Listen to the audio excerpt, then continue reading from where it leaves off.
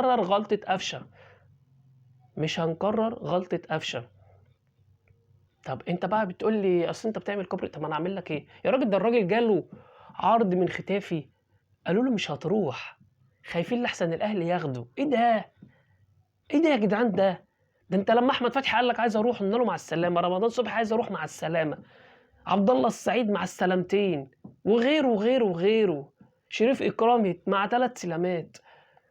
أنا جيت أطلب منك لاعب صريحة وضيحة قُلت لي لأ، لأ أصل ما ينفعش النادي الأهلي يبقى فيه لعيبة زي كده، يبقى دي مشكلة عندكم أنتم، ده كده ده تفكير عقيم،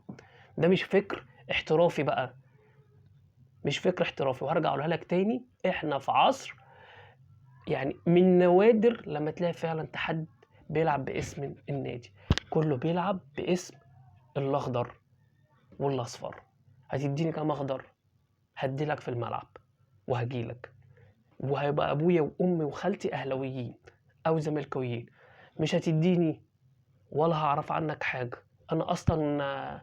خالته كانت بتشجّع بيراميدز زمان، كانت بتروح الأهرامات وكانت عارفة إن في نادي هيبقى اسمه بيراميدز، أدي اللعيبة الأيام ديّة، فأنت ما تجيش تقول لي الأهلي بيفضّي نادي الزمالك ولا القصة ديّة، ربنا يوفقكم واشوف الزمالك أحسن، وعلى فكرة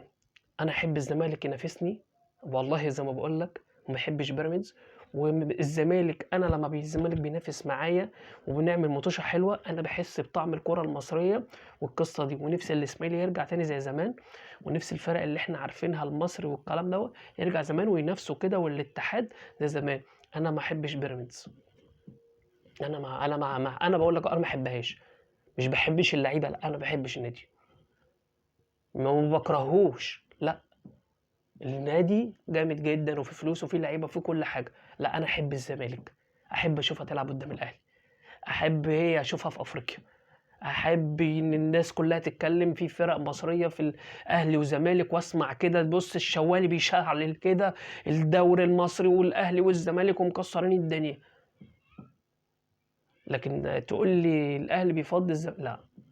لا، لأ خالص والله. إطلاقًا، أنا خُدت اللي أنا عايزه، أنا عندي مشكلة في الدفاع بادوّر، كنت هاخد الونش وأنت مضيته خلاص ما فيش مشكلة، عندي حتّة في اليمين خدت زيزو، ما فيش مشكلة، تمام، نُص الملعب عندنا مروان ولسه بندوّر هنجيب مين، كنت زعلان إن إحنا هنمضّي بنتايج ما أنت جايبه 6 شهور،